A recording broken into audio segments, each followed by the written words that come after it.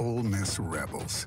As Mississippi's flagship university, we dig deeper, see farther, work harder. We pioneered human organ transplants. We helped prove Einstein's theory of gravitational waves. We are conducting life-changing research that solves the problems of today. We are Ole Miss, transforming lives and the world. Hey, welcome to the POMcast with Stephen Willis. We're going to start in a few minutes, but I want to tell you to hit up our social sites, retweet, share, comment, like, do all of that stuff. It can only help us out and it'll make the show even better. But we're getting ready to give you a lot of good Ole Miss information, and I just thought I would tell you that because the POMcast is starting. Well, it's starting right now. Wait, no, that's a little early. It is starting right about now.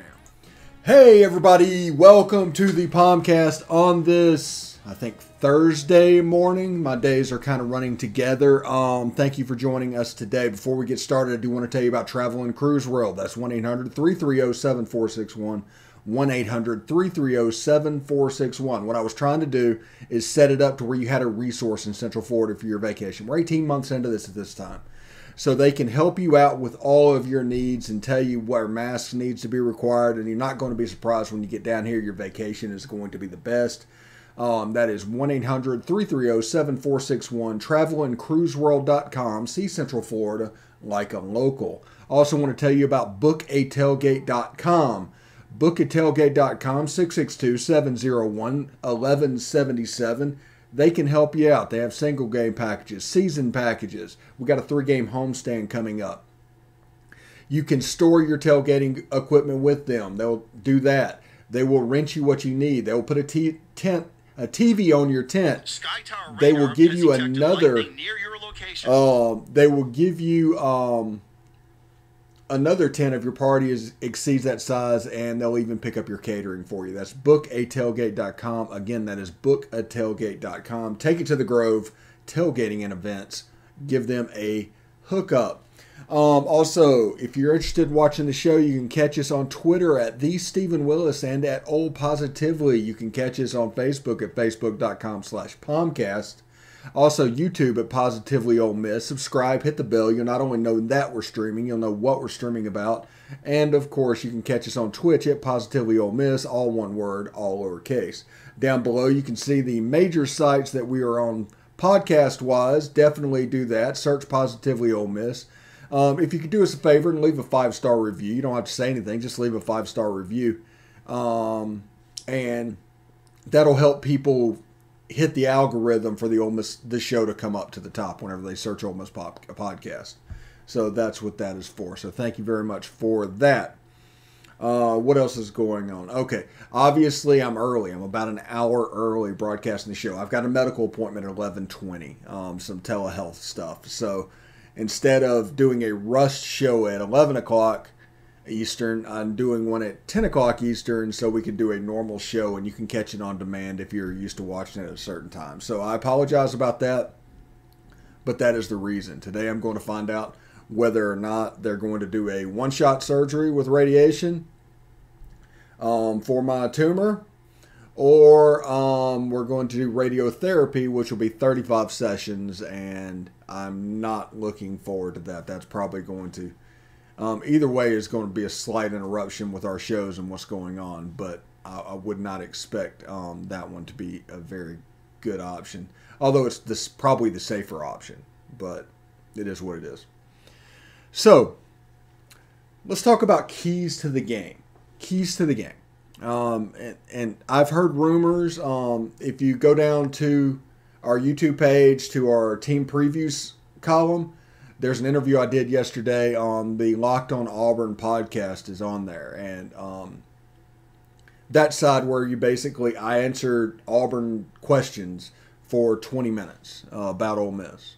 And he's going to do the same thing this afternoon at about 4:15 Central, 5:15 Eastern. He's going to come on for about 20-30 minutes, and we're going to do a quick live stream. It's going to be our live stream preview this week. And I'm going to ask him questions from the Ole Miss perspective, so you can see both sides of it, kind of.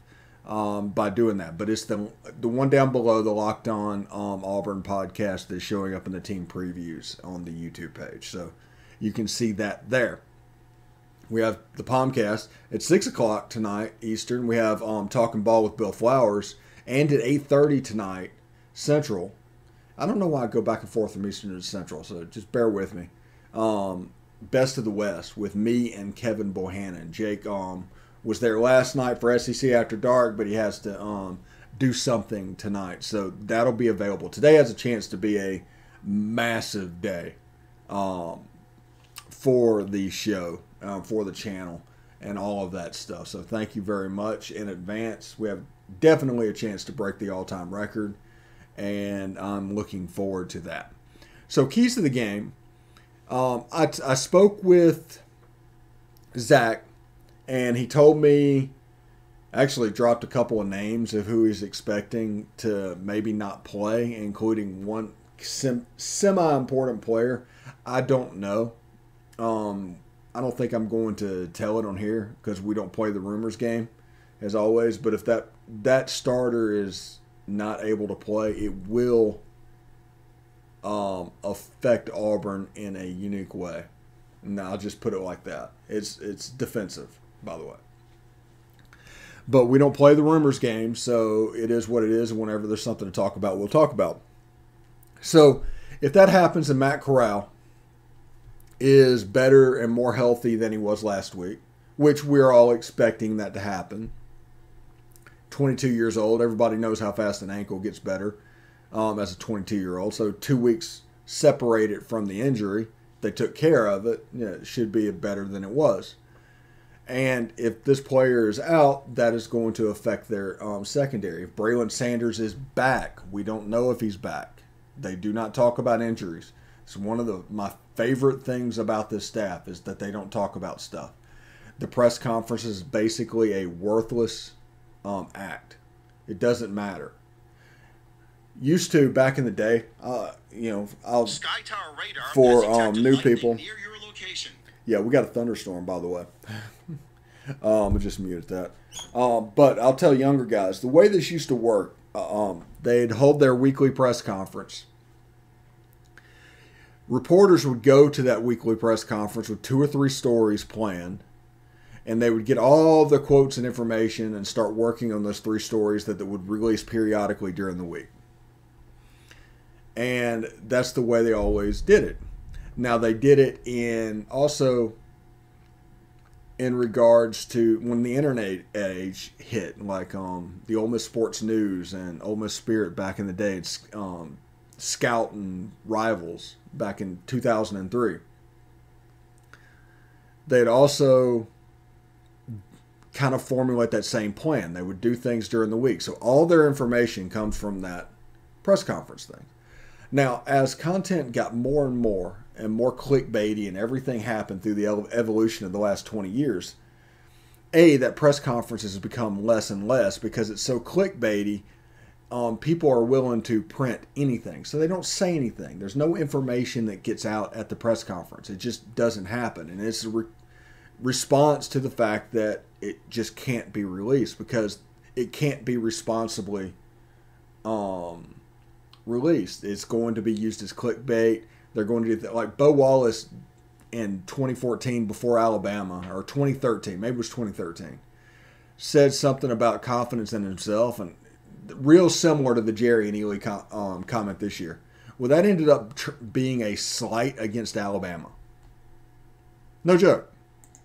And they printed it and ran with it, and they tried to make bulletin board material, and that's just the world we live in. That is just the world we live in. And because of that, press conferences have become less and less meaningful. They don't talk about injury news. They don't talk about anything. It really has gotten to the point where being in Oxford does not matter at all. You could cover Ole Miss effectively from Juneau, Alaska. Because it just doesn't matter. You're not going to practice. You're not seeing things. All the peripheral benefits that come with having a person in Oxford do not exist. Not for the football program. They might for the basketball and for the baseball program, but they don't for the football program. And as we all know, football pays all of the bills. If you did a top 10 most important collegiate moments in Mississippi history, a top 10 of all sports, that top 10 would be all football games. And that is including Mississippi State's national championship, Mississippi State's Final Four. Between all of those schools, the top events in Mississippi sports history would be college football related. That's how you know that you're a niche sport. This is nothing bad about niches. But as far as wide-ranging things that affects and move the needles, college football is and always will be king. That's the reason on the Bo Bounds show they talk about SEC football in March. Because it moves the needle. It is the thing that moves the needle. Now, the other stuff, do you want to win them? Absolutely. Congratulations. Do what you need to do. But as far as monumental things, football is always going to supersede baseball and basketball in the state, women's basketball, and all that stuff. So, I was talking about, I don't mean anything bad by niche. I have a niche. I'm going for a niche. I genuinely want people that are frustrated with the team sites to come over. I am genuinely wanting people that want to talk just about Ole Miss football and nothing else. Or not football, but sports.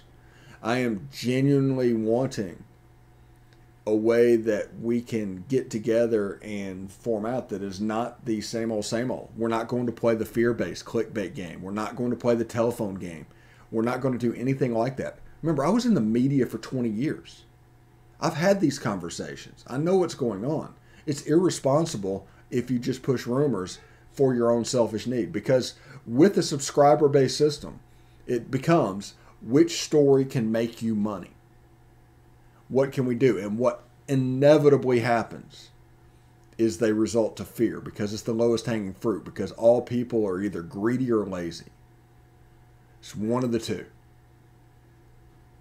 And they're always going to drop down to that lowest common denominator of fear. And it's going to become, will Lane Kiffin leave? Is this player going to transfer? Are they going pro? And it turns into a negative situation. It's framed in a way that makes you like genuinely worried about what's going on. And we're not going to do that. Our niche is not going to do that. Period. And we're not going to make up news, which sometimes happens, as you saw. The whole Ole Miss Spirit to on 3 happened just because of that. So nobody's above it. They all do it. Did they get caught? Yeah, they got caught this last time. And it caused a big storm. But it all happens. And it's all because every story makes you money. You need stories that make you money. You don't just need information, which is what we're going for. Everything we do, if you notice about all our shows, they're released to everybody. We're not selling ads or anything on them. There's no rights fee. We're trying to just get the information out there. And people don't understand it, but the real thing is people don't understand the goals.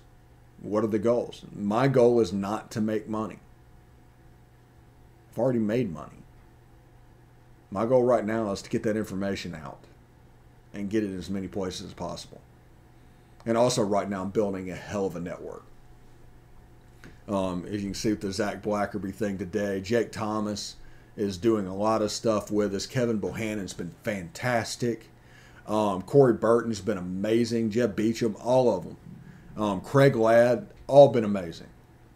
And we're just building a fantastic network. Like Finney Hardy at Kentucky. Ole Miss doesn't play Kentucky right now, but eventually that they will come into the fold. And the Believe Network is really, the Believe and Locked On networks are really good resources for actual fans because a lot of former players and stuff go into that side of the business, and they do a good job of actually targeting them. So it is what it is. So, oh yeah, Bill Flowers also. I forgot to mention Bill Flowers. He does a great job on talking ball each week. So big thanks to him as well. But the key matchups for the game, good grief, we're 15 minutes into this and I haven't even done the key matchups yet. So like I told the Locked On Auburn show yesterday, the most important thing to stop when it comes to Ole Miss is the running game. If you don't stop the running game, you can't stop the passing game. And if both of them start going, it's going to be like a slot machine out there. So I expect Auburn to try and load up and stop the run. They're probably going to play similar to the way Tennessee did. And, you know, a full-strength Jerry Neely is going to help us out. They all provide a little bit different things at running back, like Snoop Connor, the bullback. Henry Parrish is kind of the in-between. Jerry Neely is kind of the speed back, although he's tough to tackle. He's legitimately tough to tackle. And between one of them, usually one of the three works. In case, if you don't notice, if you just look at the stat line this week, one of the three will work. That's the way it always happens. And if for some reason you're able to slow those guys down, you got the Matt Corral stuff, who was hurt by having less than a full strength squad at Tennessee and at LSU. I mean, Miles Battle playing wide receiver right now. I expect Braylon Sanders to come back, if not this week, for A&M. By A&M, I should say. He could come back for Liberty. I've heard nothing really necessarily about that, but it just looks like him trying to play against Tennessee, getting sit out. It looks like he needed to sit out a week, and then he can come back. The same thing goes with Matt Corral's ankle. Dontario Drummond can probably get a little bit well this week and get back to what he normally is. And hopefully by A&M or State, Jonathan Mingo is back. If we can get out of this game against Auburn this weekend with a W, we don't leave the state of Mississippi again. We have a 3-game homestand that includes Liberty and Vanderbilt. A&M is sandwiched in the middle. Liberty becomes like a really big trap game, by the way. But we'll talk about that next week because it's only a trap game if Ole Miss wins against Auburn. So Mississippi State, they're kind of favored right now. Not favored. They're 1.5 points underdogs to Kentucky. I don't understand that line. That line seems way too small. It is what it is, but it seems way too small. I don't know if,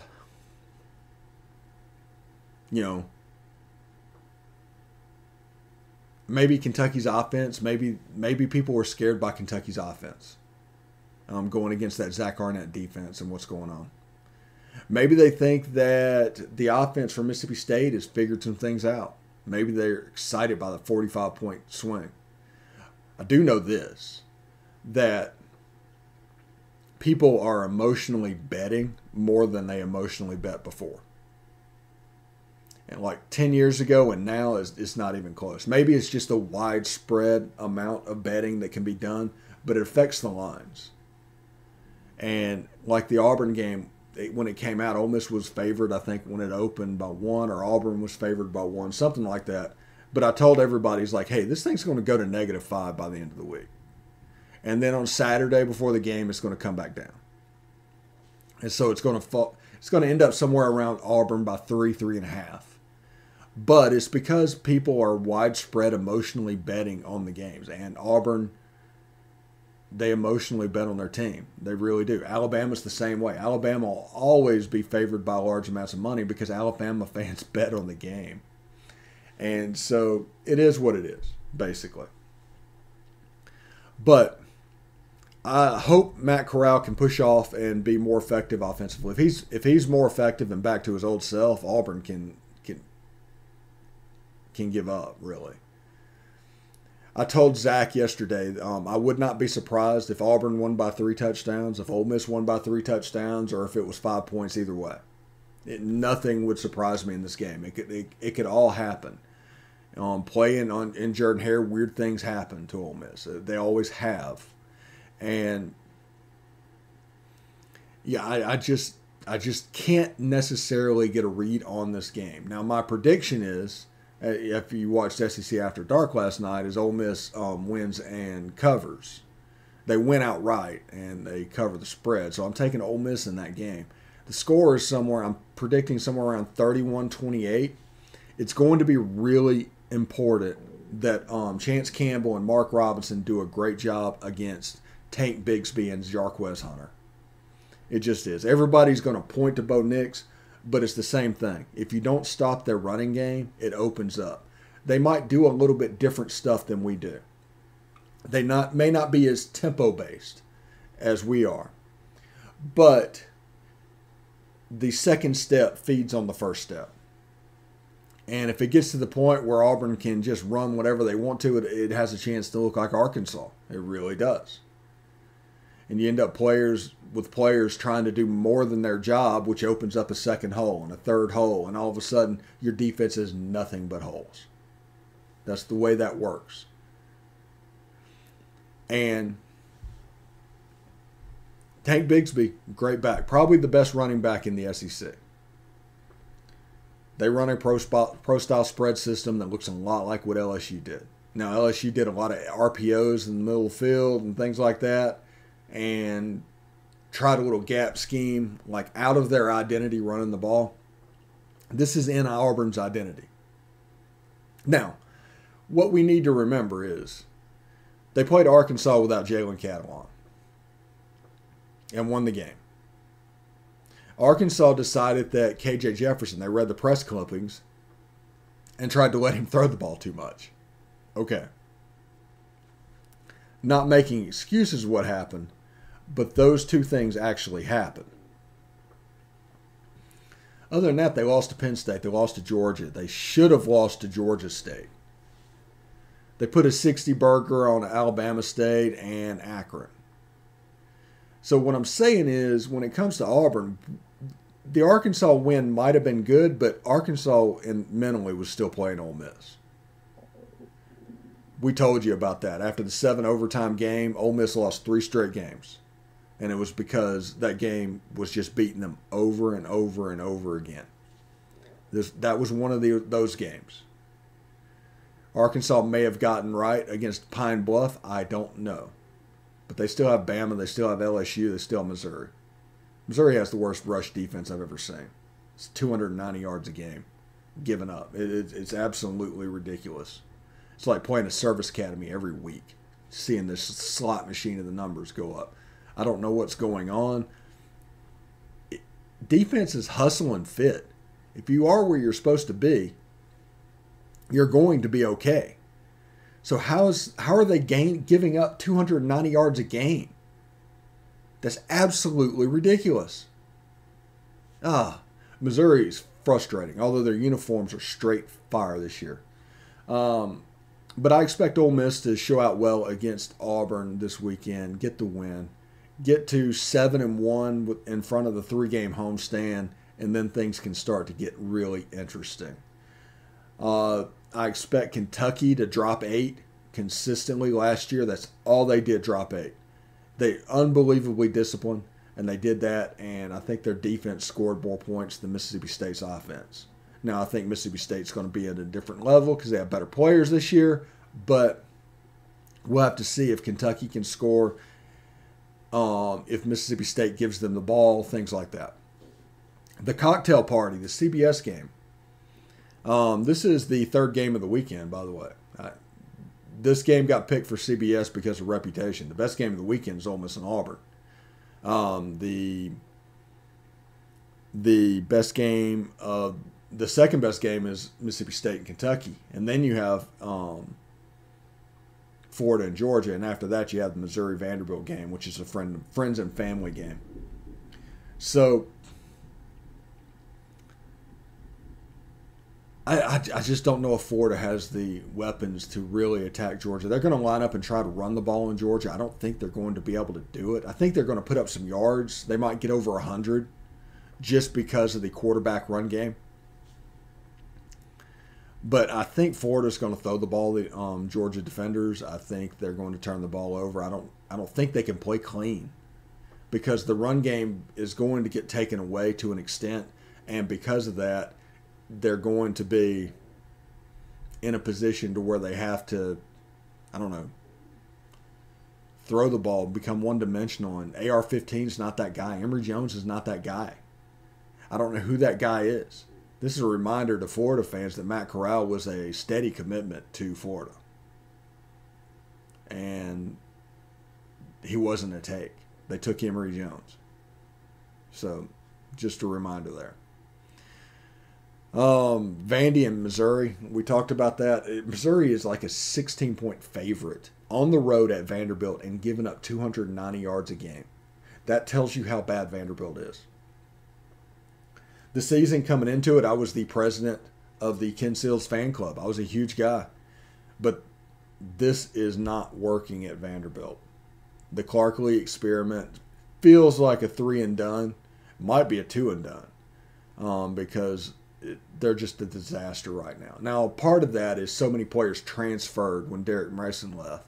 They felt the brunt of that.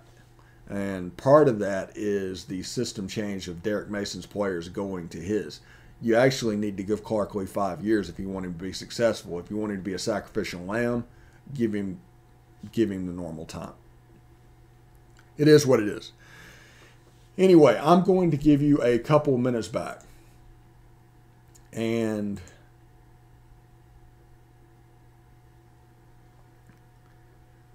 let's see. Yeah. Going to give you a couple minutes back. I'm going to do the doctor thing at 11:20. I will report on everything. I have no secrets, so it is what it is. But we'll be back tomorrow with the uniforms for Ole Miss and all of that good stuff, and we'll touch on some final issues for Auburn. Tonight, remember, don't forget the live stream preview with Zach Blackerby at 4:15 Central. If you want to catch it on demand, catch it on demand.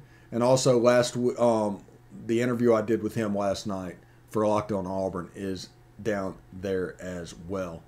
And let's see, Talking Ball with Bill Flowers is 6 o'clock Eastern tonight, 5 o'clock Central. And tonight at 9:30 Eastern, 8:30 Central is Best of the West. So I want to tell everybody, have a good time. Have a great Thursday. And, of course, hotty toddy.